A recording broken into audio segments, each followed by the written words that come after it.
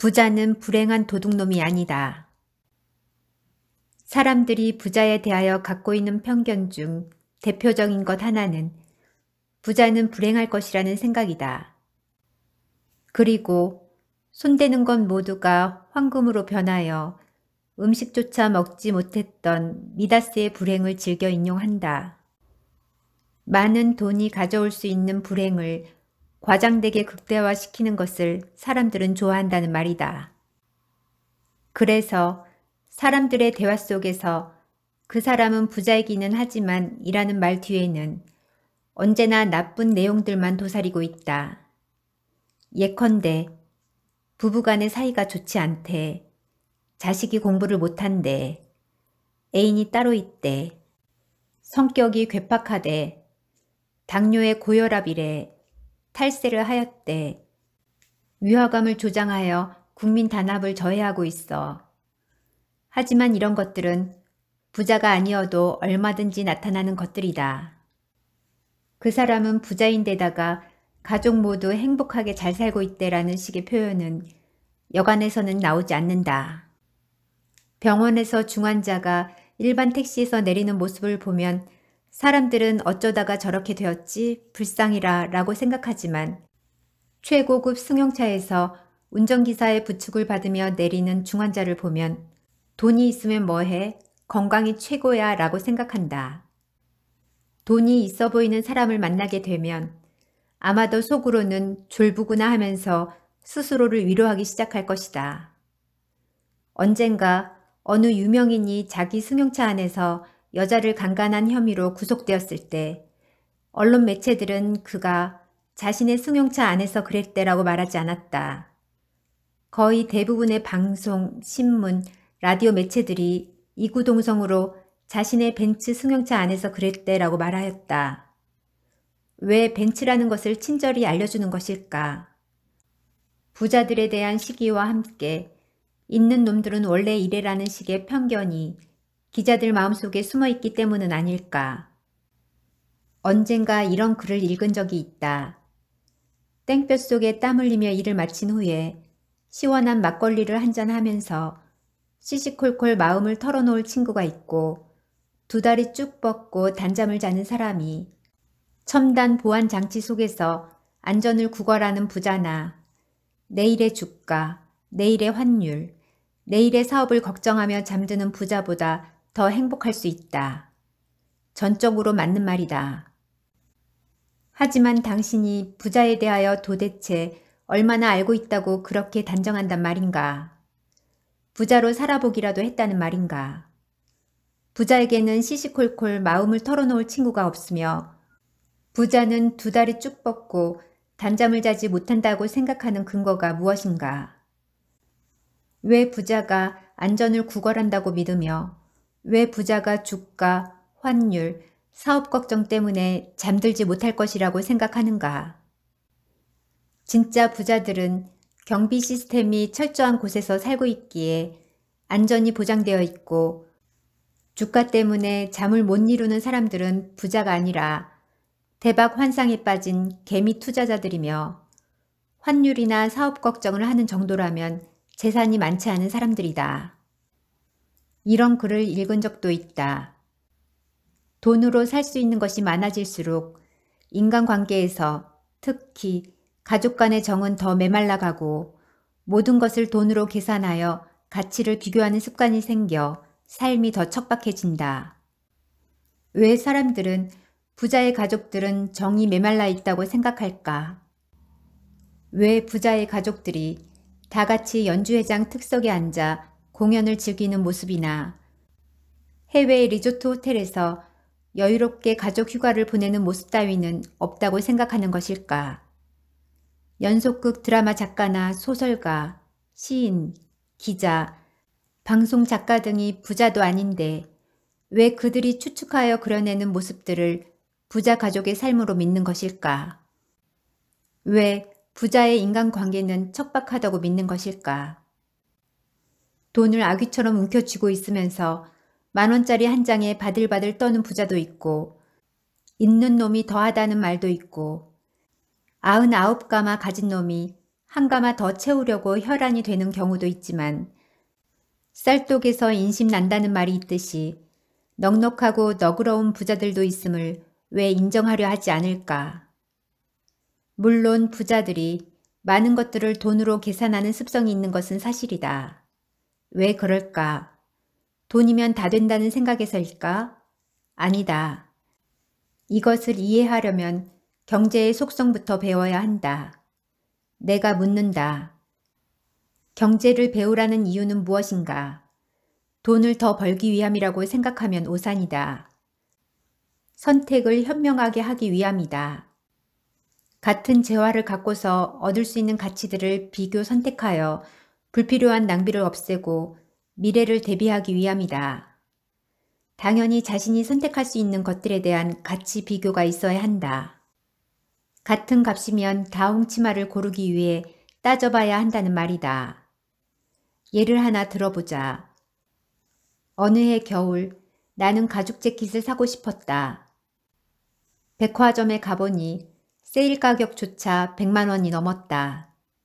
양가죽이 제 아무리 좋아도 양가죽일 뿐이고 바느질과 안감이 제 아무리 좋아도 100만 원이 넘을 이유가 없어 보였다. 결국 상표값이라는 말인데 전혀 내키지 않았다. 가족들과 명동 밀리홀에 갔을 때 물어보니 비슷한 품질이 50만 원대. 그래도 나는 사지 않았다. 1월경 홈쇼핑 잡지에 나온 이태리산 양가죽 재킷은 25만 원대. 납품가는 20만 원 미만으로 추정되었다.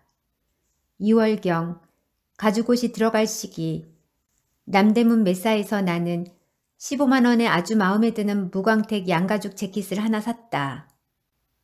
홍콩에서 스포티한 디자인의 가죽 재킷을 60만 원 주고 구입한 적도 있다. 부자들은 종종 물품값을 지불할 때 당신이 보기에는 야박하다. 하지만 그들은 어떤 물품이나 서비스에 대하여 필요 이상으로 지불하는 것을 멀리하여 왔기에 부자가 된 것임을 기억하라. 어떤 사람은 이렇게 말할지도 모른다. 따뜻한 삶은 오히려 청빈한 생활, 겸손한 성품, 자신의 한계를 인정하는 데서 생기는 여유 속에서 이루어진다. 그가 부자이든 가난하든 만족할 줄 아는 내적 힘을 가진 사람, 다른 사람을 배려하는 데서 자신의 이익을 포기할 줄 아는 사람이 더 행복한 삶을 살 것이다. 물론이다. 그렇지만 인도의 인구 10억 명 가운데 90% 이상이 가난한 이유를 혹시 아는가? 현 세상은 지나가는 바람 같은 것이며 내세가 진짜 인생이라고 믿는 힌두교 때문이다.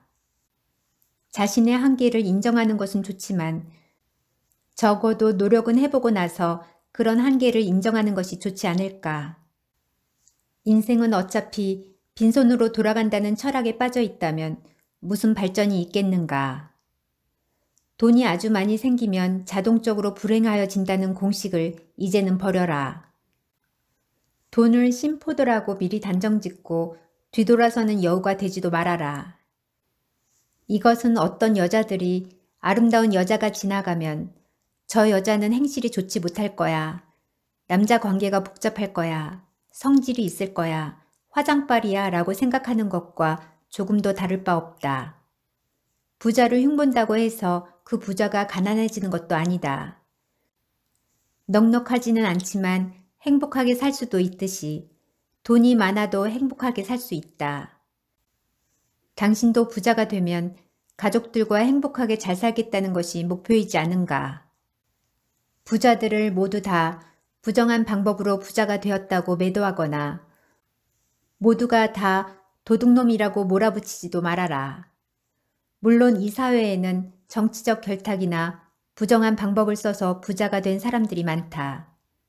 실제로 그런 사람들이 한두 명이 아니다.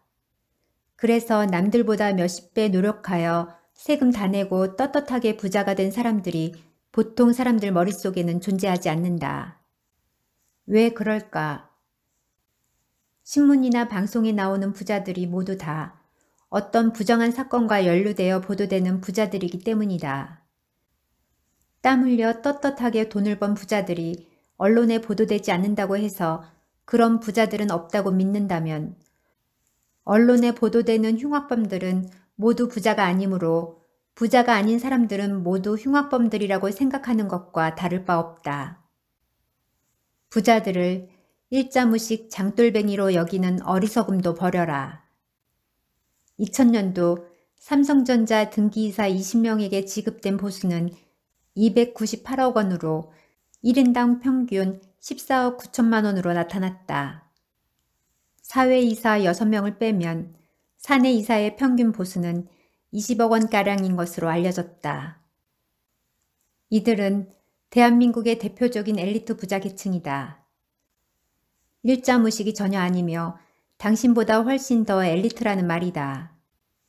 물론 봉급을 많이 받는 이사들인 경우 그 봉급 중 일부가 회사의 비자금으로 다시 되돌려지는 경우도 때로는 있기는 하지만 말이다. 중요한 사실은 부자를 불행한 도둑놈이라고 믿는 사람들 대다수가 내심으로는 부자가 되고 싶어 한다는 점이다.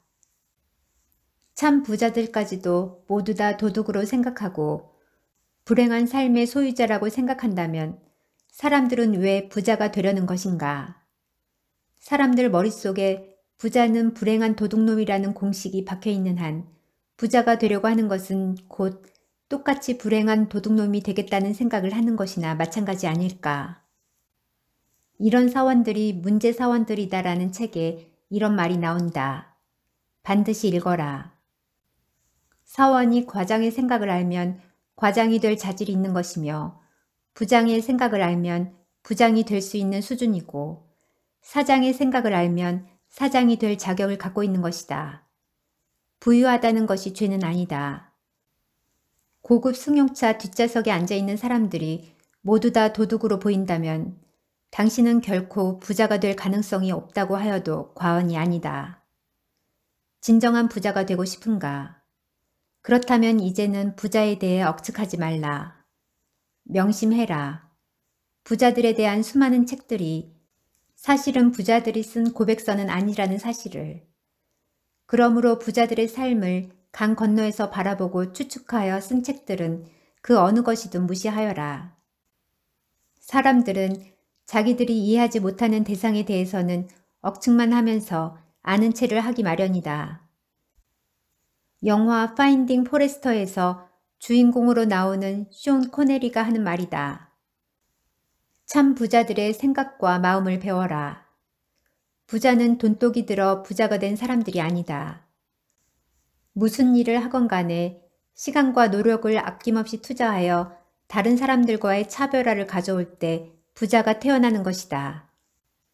그들은 그 과정에서 환희를 느끼며 살아온 사람들이며 당신의 생각과는 달리 전혀 불행하지도 않고 도둑놈도 아니다.